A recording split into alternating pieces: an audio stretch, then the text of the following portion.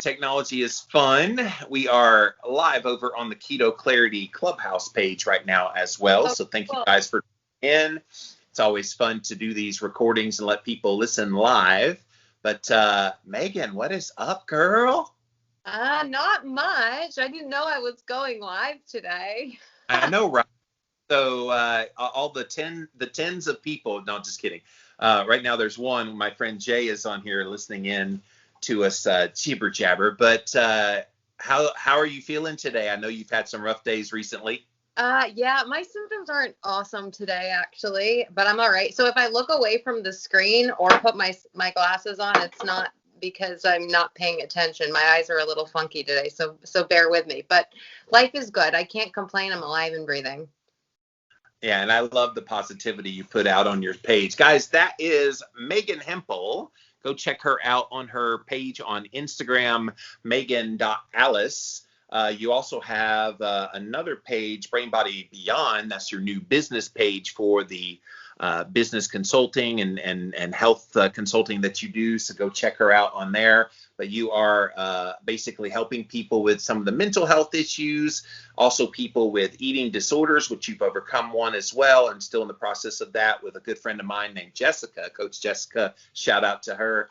Love her to death. And you, the reason you're here today, I want to talk about traumatic brain injury because you had one circa, what's been about a year? Like 18 months, a little over a year and a half ago. And so you set out, and you were a firefighter at the time. Was it a firefighter accident? Why don't you tell the story how you got your TBI, and then we'll get into what you're doing. Yeah. So, where do you want me to start? Do you want me to start like how my accident happened, or? Born in a, no, I'm just kidding. Yes, you could go to the flashpoint of the day that it happened. Okay. What happened? Yes. So, I was working. It was a super busy day, and 11 o'clock came around. I was super tired. Every cell in my body was screaming at me, and I knew I needed to get to sleep. And the city that I work for, we don't get much sleep. And I probably fell asleep for like 45 minutes. The tone went off at 12:30. It was an EMS call. Our ambulance is super big. And I got out of the ambulance. I forgot the keys to go into the apartment complex we were going into. I had to run back to the ambulance. And as I was climbing out, I fell backwards, hit my head, went unconscious. Thought I was going to be fine in like a week and a half. And here I am 18 months later, lost my entire career from a traumatic brain injury.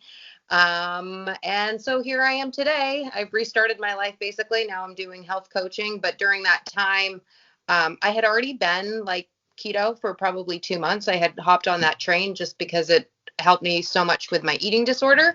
But after my accident, I dialed in that much deeper into nutrition. So here today. And with the TBI, a lot of people don't realize traumatic brain injury. This is one of the things a ketogenic diet is like really tailored to.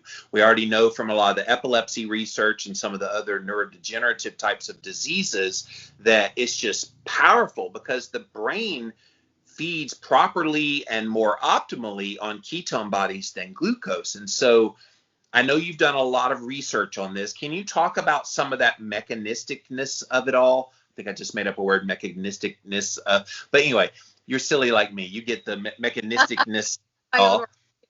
Yes. So talk about how that works. What do the ketones do for the brain? So honestly, I just kind of explored for myself. I mean, there's so much out there and I feel like everyone is so individualized. So I just kind of like played around with a bunch of stuff. And when I say stuff, I, would intermittent fast. Sometimes I would do just meat, sometimes just veggies. But for me, like I noticed, I did do long day fasts for a while just because for autophagy purposes. And I wanted to see higher ketones. What's the longest you went? I just did 3 days. I'm not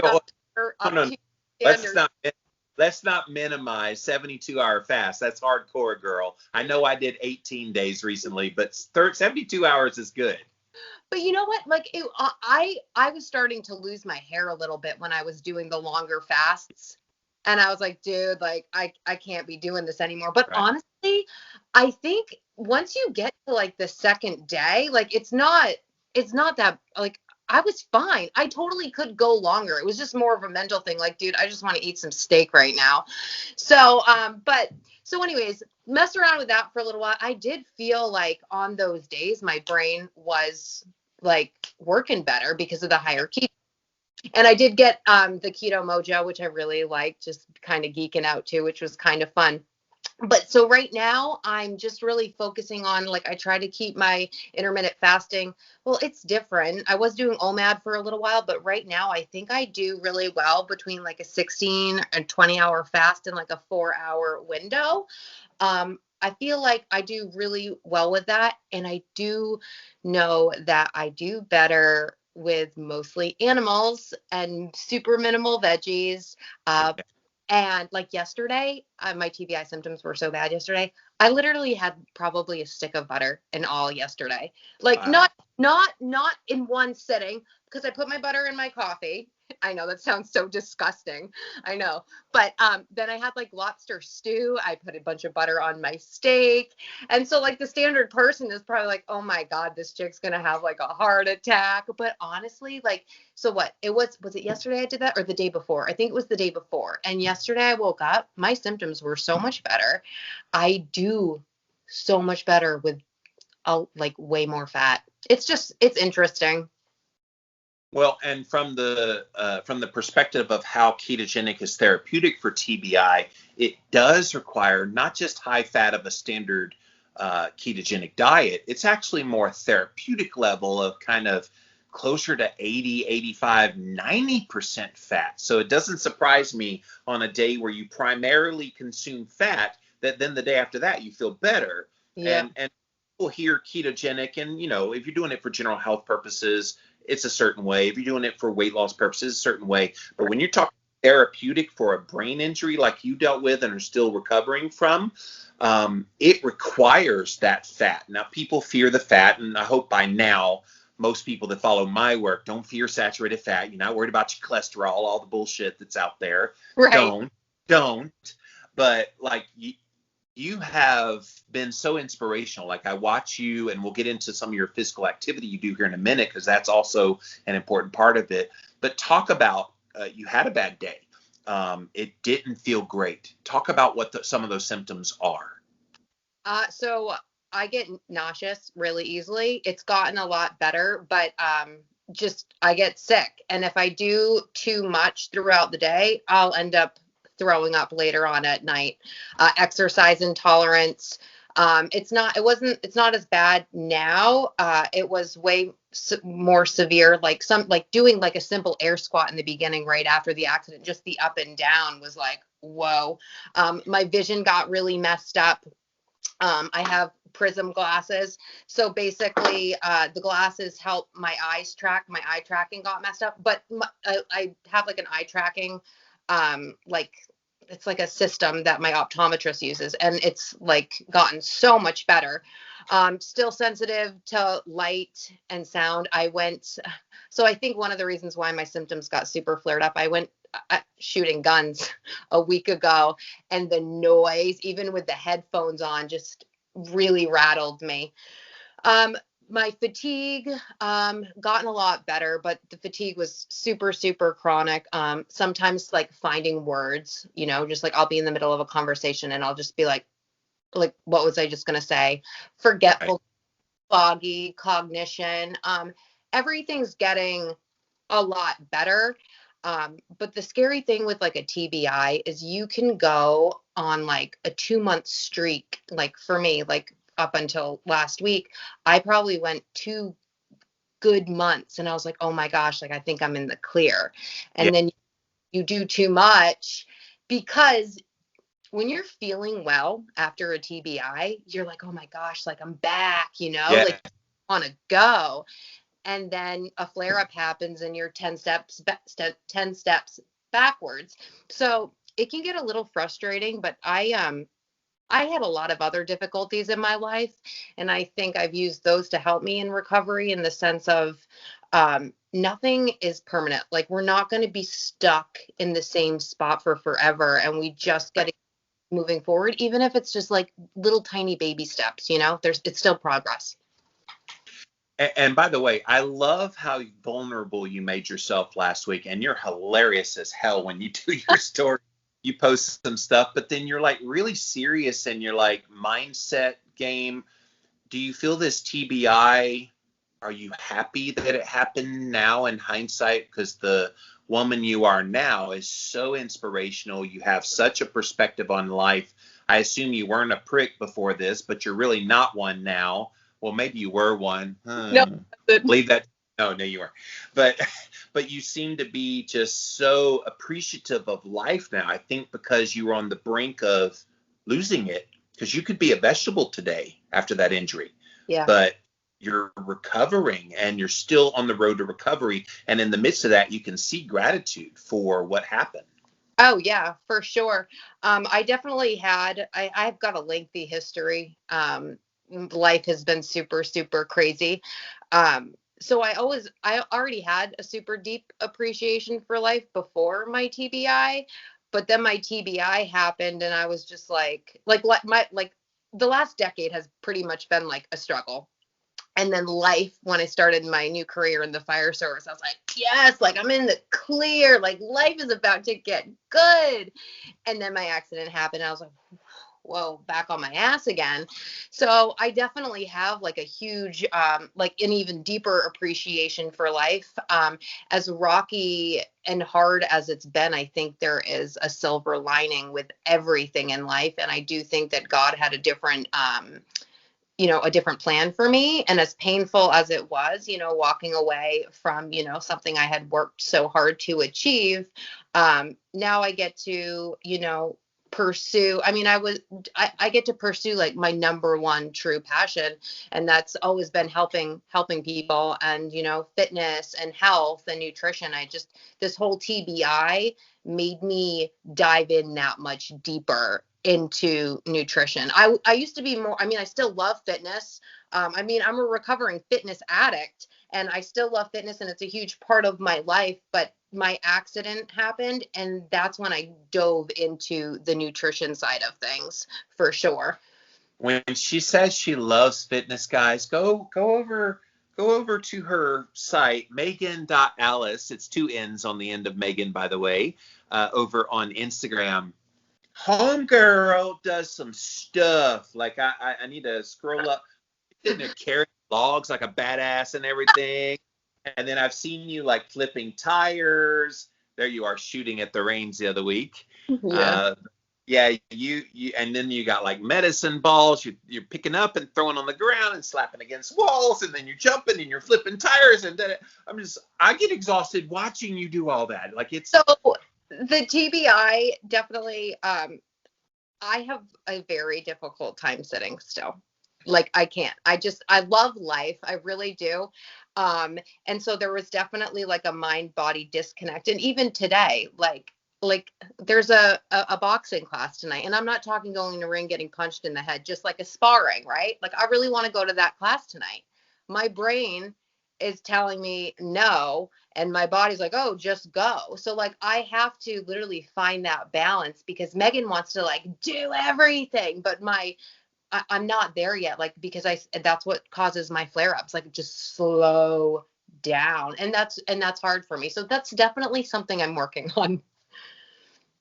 Well, and something you made yourself vulnerable about, this is where I was going with that from last week, is you're like, guys, I'm having a rough time with my TBI symptoms, and I think it's because I'm over exercising. So I want you to keep me accountable. You see me going off the deep end, call me out. And I was like, Yeah. That's so refreshing, Meghann. Like, there's not a lot of people that would be willing to say, okay, I've messed up because I did too much of something that's good.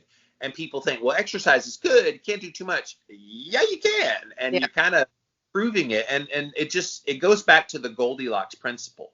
of you've got to find those just right parts of your life. And you've done that pretty well in your diet, by the way, mostly animal based. I very rarely see you eat very many plant anything, because you've read all the phthalates and the oxalates and you're all the time doing the stories on those things. Avoid them, they're the plague.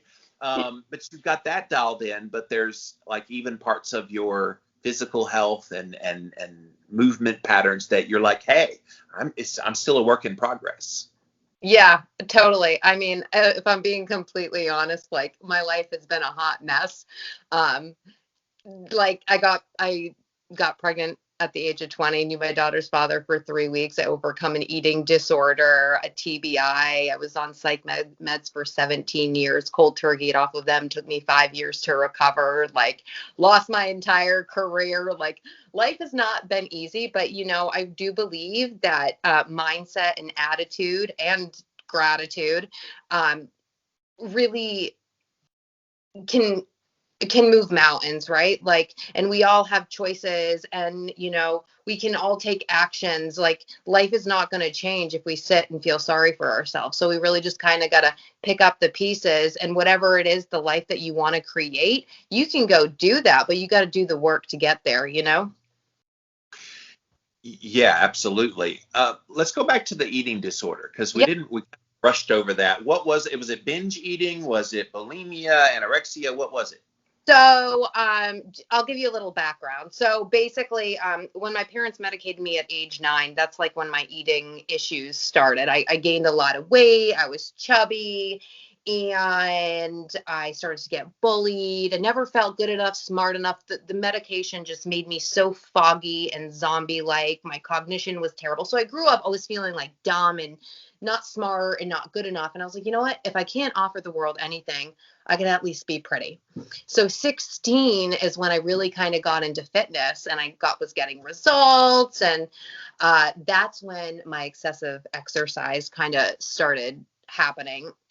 It was binging through exercise. I would binge and then purge. I'd throw up occasionally, but it wasn't crazy. And probably 25, when I decided to get off of medications, that's when my eating disorder totally manifested. And here I was, like, preaching health and wellness, and I wasn't healthy at all. I mean, it was definitely like binging through exercise and throwing up. And then I almost 2 years ago, 2 months before I was starting my brand new career in the fire service, I had a training burn.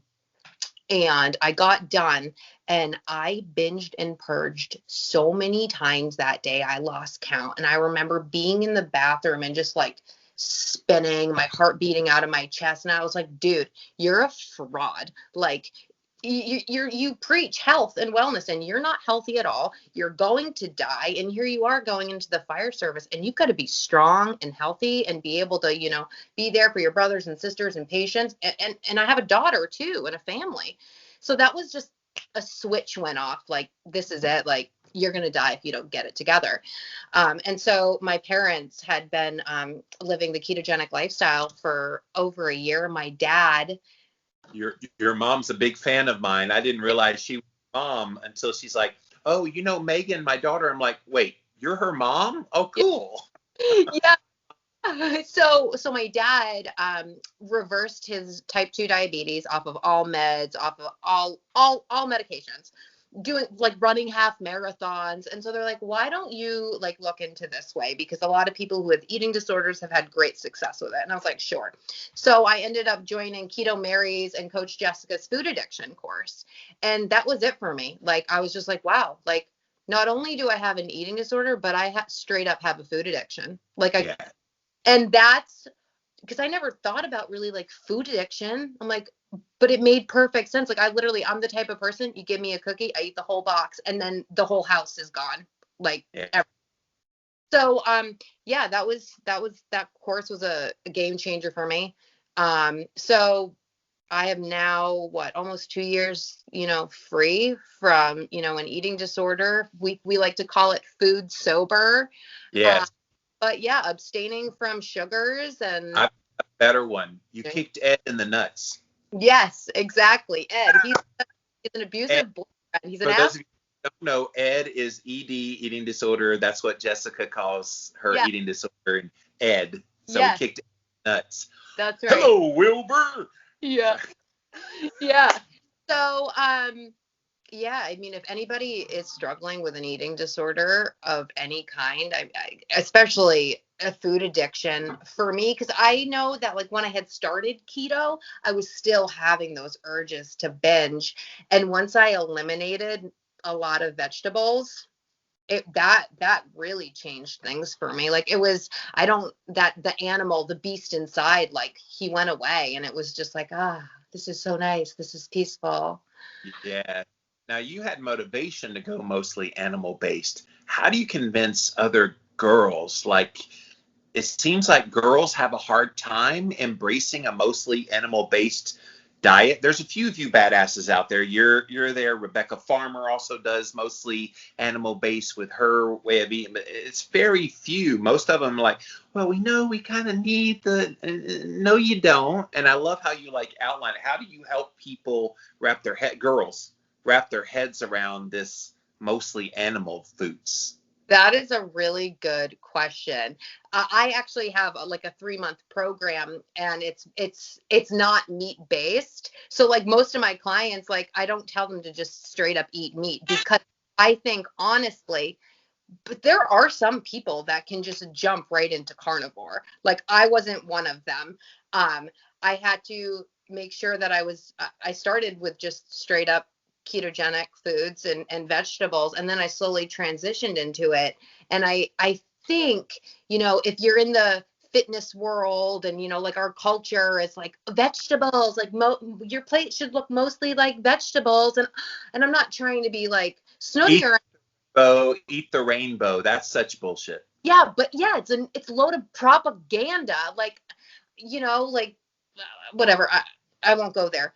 But Rant. Oh, rant. I want to hear it. I I started doing research, right? Like I like to think out of the box. I don't like to follow other people. You see so many vegans who have so many gut issues and health skin issues and allergies, but they're still swearing that vegetables are life, and not to mention all of the anti-nutrients that are in vegetables. But then you have the herbicides and the pesticides that are also destroying your gut. And I don't think anybody I don't think a lot of people want to accept that our food is being poisoned, like glyphosate, whatever. So meat, I think, is just honestly safer. Well, and especially with the argument of, well, we don't want to hurt the animals. You know how many dead animals it takes to grow vegetables? Right. It takes a lot of dead animals to grow vegetables. And Right. especially talk about the herbicides and things. What's it doing? It's killing bugs. Last time Right. I checked, an animal. So at the holy altar of killing animals, you can have your precious vegetables. Yeah. And I think the scary part too is um eating fatty cuts of meat. Like that's really scary to people. Like for me, like when I was working with my coach Jessica, like she literally had to coach me through that, because I was like, oh my gosh, like that's like I'm gonna get fat eating all of this fat. And like I was joking about it with my mom yesterday. I'm like, dude, I just ate a stick of butter and I'm not even guilty about it, like. So I think it's a slow transition, like with my clients right now, I have them send me pictures of everything they're eating. So when we meet on our sessions, I can be like, okay, like this week, I want you to just sneak a little more fat in there, Yeah. and like high cholesterol is such a terrible marker for heart disease, and everybody's still stuck on that. And I think we just need to, I know I can come off super bitchy sometimes, and I'm just super passionate, and I think I need to do a little bit better of just being a little more gentler and helping educate people, because we are You would lose Meghann if you uh, were. I love your kind of in your face of, look, here's the way it is. I love like the stories. You'll do those like 5 or 6 in succession, and I'm my, going, what are you gonna say next? Oh my god.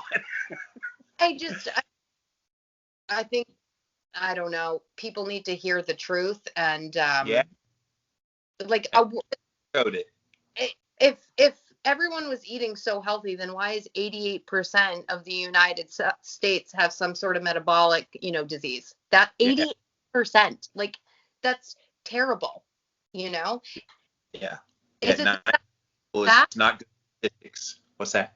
I said, is it the saturated fat and the big juicy steak you're eating, or is it the load of French fries you're eating with it? I don't Well, know. and part of the problem is when they do the studies on like saturated fat, they'll do like a hamburger with the bun and the French fries and the Coke, but they blame the meat on the burger, and it's like confounding variable, confounding variable, confounding variable. It's like have them just eat a carnivore diet. And thank God that Sean Baker's doing those studies now, but they've never really given like animal foods versus plant foods in a head-to-head battle. They've done low fat, low carb, they've done, various incarnations, but they've never done, all right, let them eat steak and let them eat quinoa and let's see which one rules the roost. Yeah, there's nothing with grains, right? There's no nutritional value in grains. I mean, maybe some, but like quinoa, for instance, like it's full of lectins, right?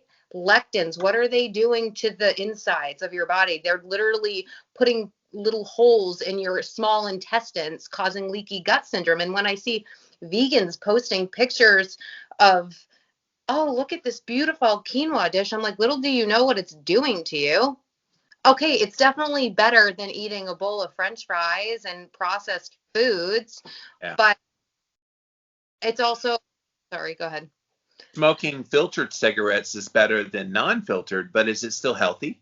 Right, exactly. And I think, like, if we talk about health, right, like it's so different for everybody, right? Like some people think they're eating super super healthy when they're not.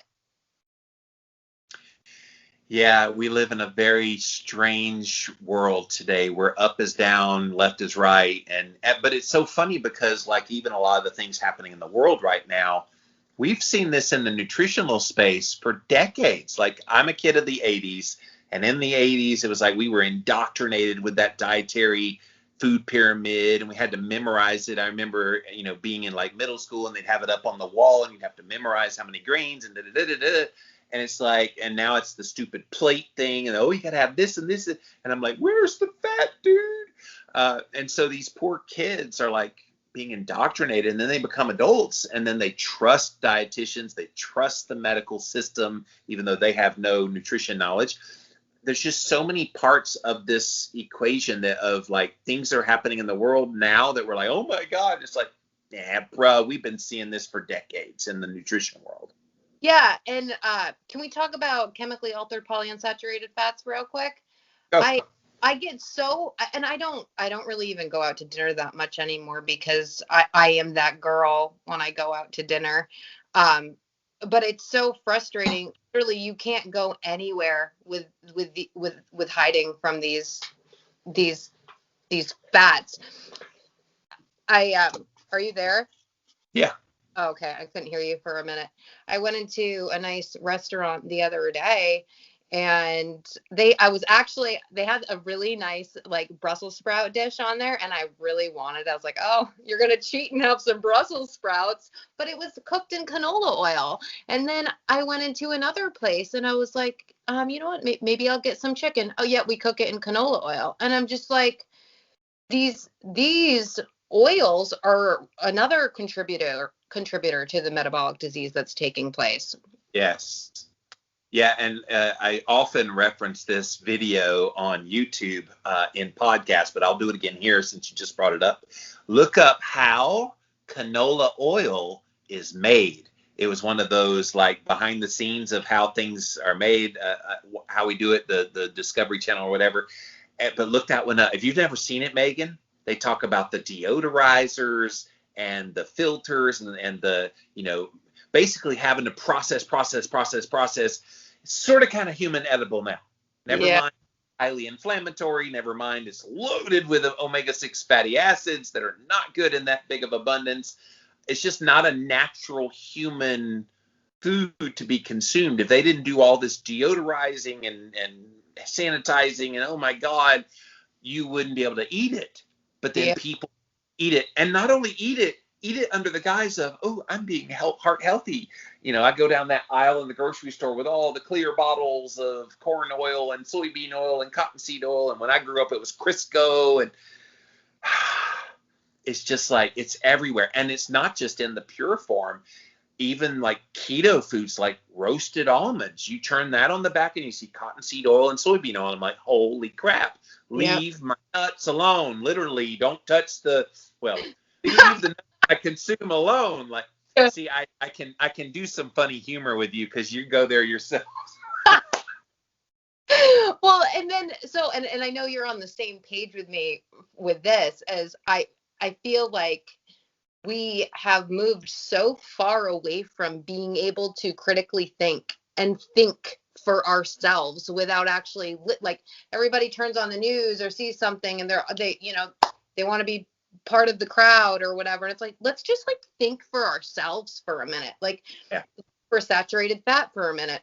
Okay, what did our ancestors eat? What were they eating, right? They were eating animals, fat and protein. And yeah, they were eating some vegetables, but they weren't dying of heart attacks and metabolic disease. And I wish people would kind of stop following the flock, think for themselves, do their own educating, and then go from there.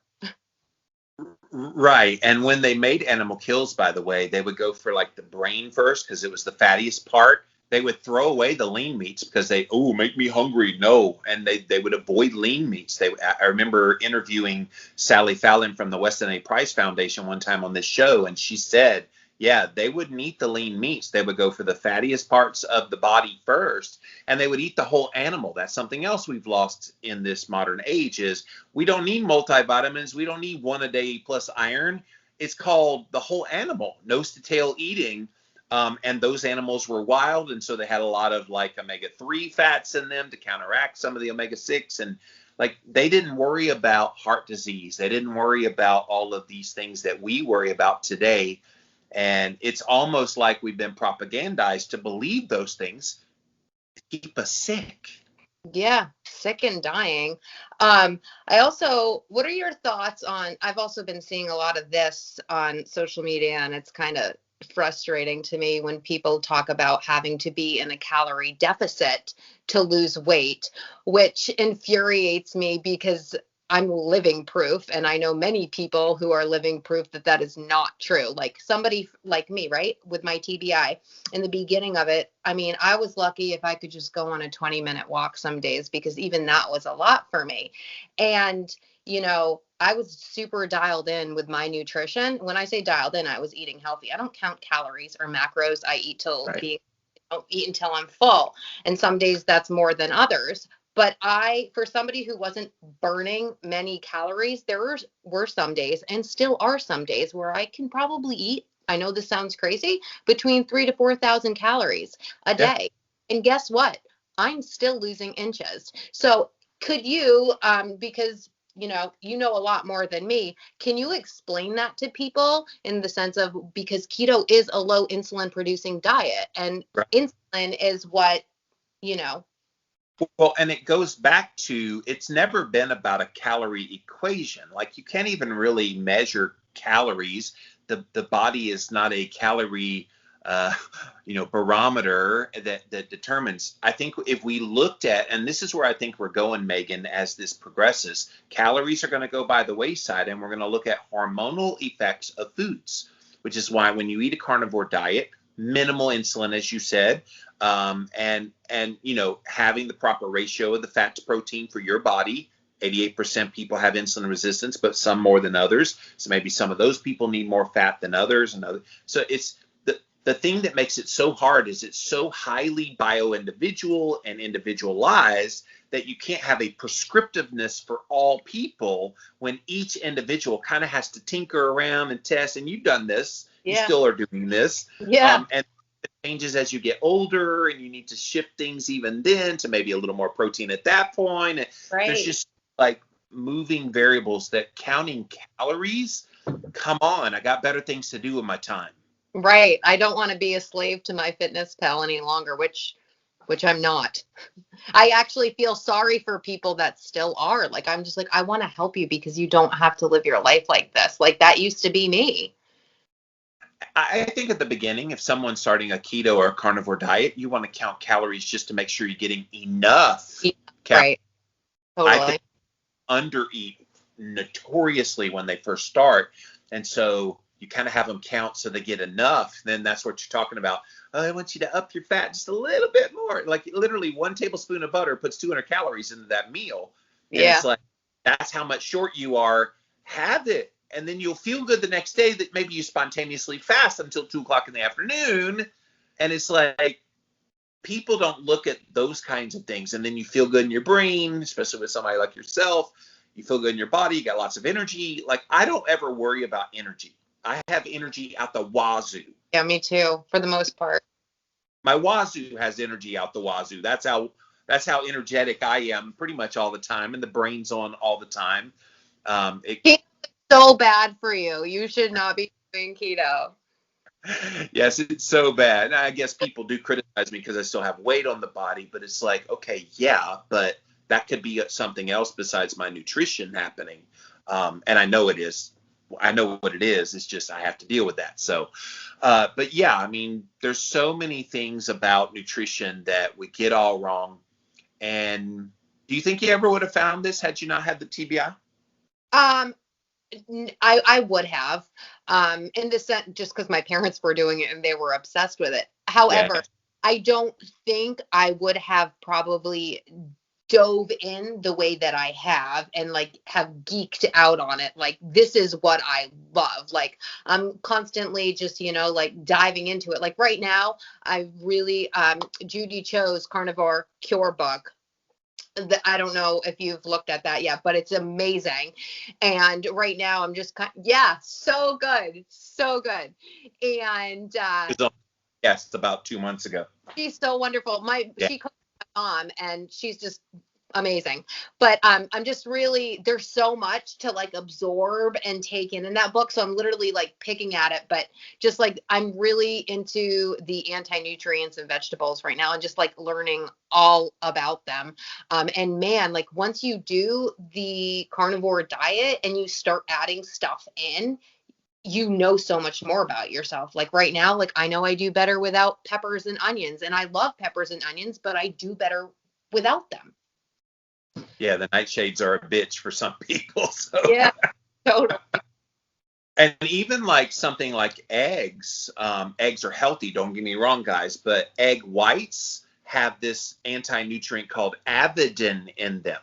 And I remember when I did my book, Cholesterol Clarity, this book here, I interviewed Chris Masterjohn, and he said, yeah, a lot of women eat like egg white omelets and da-da-da. He said, all it takes is like 5% of your diet, 5%, it's not a lot, of your diet being consisting of egg whites, and you have enough avidin toxicity that it messes with your ability to have kids. Oh, wow. That's crazy. And how many women are eating egg white omelets and having egg white protein shakes? And yeah, it's out on the good stuff by skipping the yolk. Exactly. In fact, I'm getting to the point where I just have the yolk. I kind of throw the white down now. Yeah. I'll occasionally mix a white in every once in a while, but make it. And do you do that when you have eggs, or do you have eggs? Yeah, yeah. I had 4 of them today with a lot of butter. I probably eat eggs every single day. I love them. Have you ever made Lady Carnivore's slutty eggs yet? Have you seen her do those? Oh, so here's what it is. You put it in the pan cold. You put the butter, and I usually have a big old thing of Kerrygold butter. It's right in the middle of the pan cold.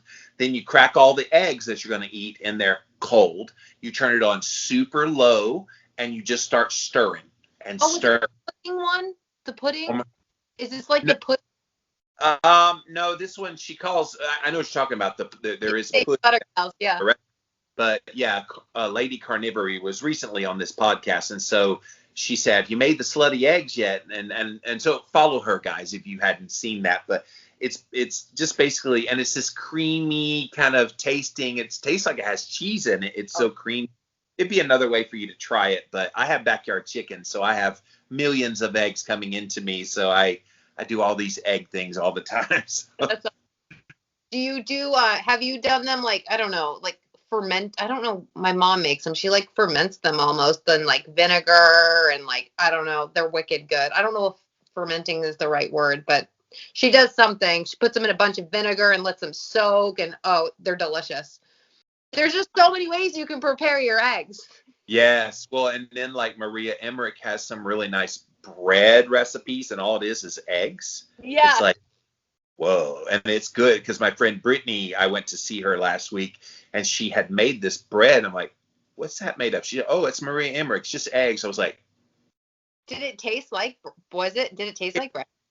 It was dry, but yeah. I mean, eggs. So it's like I didn't expect much from it, but it did taste like bread. She made a BLT while I was there. So she had the 2 slices. She'd toast them and butter them and do all the BLT. So that was pretty cool. You know what? Like ketogenic, you really can get super creative. You really can. I mean, you can only get so creative with meat, but and even then you still get creative. But honestly, like this lifestyle, I love it so much, especially the way that it's just helped me. I mean, I will never, ever go back to the standard American diet ever, or even go back to the old habits. Like when you live a keto lifestyle and you feel so good and you've got the energy and you're just like, life is so good. Like why would I want to sacrifice that for a short time high, You did a little jig there. I was like trying to match your jig. So hyped up. Well, I'm glad you're feeling well today because, yeah, you've been struggling lately with the TBI. And I love, again, how honest you are. Hey, guys, I'm not having a good day. And you have on those glasses that I guess help with the glare and they hurt your head. Yeah. Yeah, they're cute. I know. Yeah. Well, no, don't do that to yourself. Bad honor, my dear. You're still here. I am. And that's a blessing every day. And you're being a blessing to lots of people with your stories. So thank you for all that you do. I'm a super fan if you hadn't noticed. Oh, thanks, Jimmy. I appreciate it. All of that stuff. Guys, Meghann.Alice. Again, Meghann spelled with the H and the 2 N's. You had to make it real hard on us, Meghann. Sorry. I'll blame your ketogenic mom. Again, hi, Mom. I know she follows my work. It's funny.